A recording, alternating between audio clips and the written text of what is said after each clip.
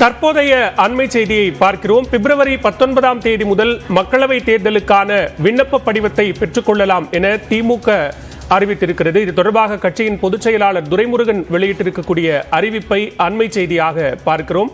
மக்களவை தேர்தலில் போட்டியிட விரும்புவோர் பிப்ரவரி 19ஆம் தேதி முதல் விண்ணப்ப படிவத்தை பெற்றுக் கொள்ளலாம் என்றும், பூர்த்தி செய்த விண்ணப்பத்தை மார்ச் 1ஆம் தேதி முதல் 7ஆம் தேதிக்குள் திரும்ப அளிக்க வேண்டும் என்றும் தெரிவிக்கப்பட்டிருக்கிறது. வேட்பாளர் விண்ணப்ப கட்டணமாக 50,000 ரூபாய் செலுத்த வேண்டும் என்றும், 2,000 ரூபாய் செலுத்தி விண்ணப்ப படிவத்தை அண்ணா அறிவாலயத்தில் உள்ள திமுக தலைமை கழகத்தில் பெற்றுக்கொள்ளலாம் என்றும் தற்போது பொதுச் செயலாளர் துரைமுருகன் அறிவிப்பு வெளியிட்டிருக்கிறார். அண்மை செய்தியாக பார்க்கிறோம்.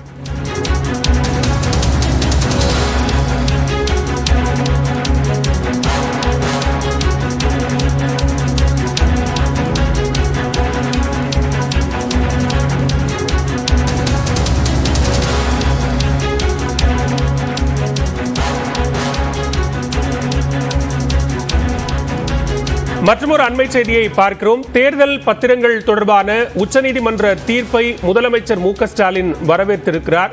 தேர்தல் பத்திரம் அரசியல் சாசனத்திற்கு எதிரானது என உச்சநீதிமன்றம் சரியாக தெரிவித்திருக்கிறது என்றும், இது தேர்தல் நடவடிக்கைகளில் வெளிப்படைத்தன்மையை உறுதிப்படுத்தும் என்றும் முதலமைச்சர் மு.க. ஸ்டாலின் தெரிவித்திருக்கிறார்.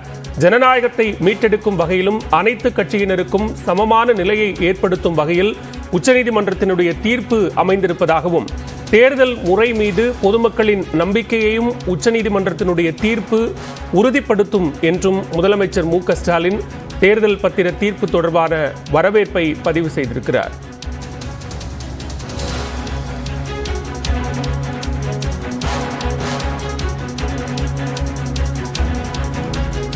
இத்தொடர்பான கூடுதல் விவரங்களோடு இணைகிறார் சிறப்பு செய்தியாளர் செல்வகுமார். செல்வகுமார், விவரங்களை பதிவு செய்யலாம்.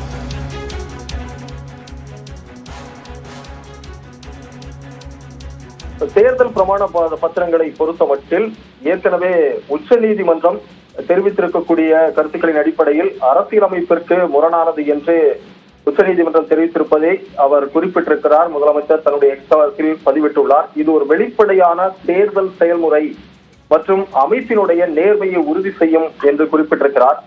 இந்த தீர்ப்பு அனைத்து அரசியல் கட்சிகளுக்கும் ஜனநாயகத்தையும் சமநிலையையும் மீட்டெடுத்துள்ளது.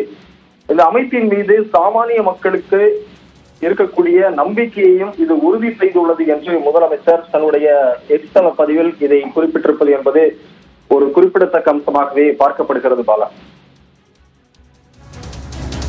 நன்றி செல்வகுமார், விரிவான விவரங்களுக்கு.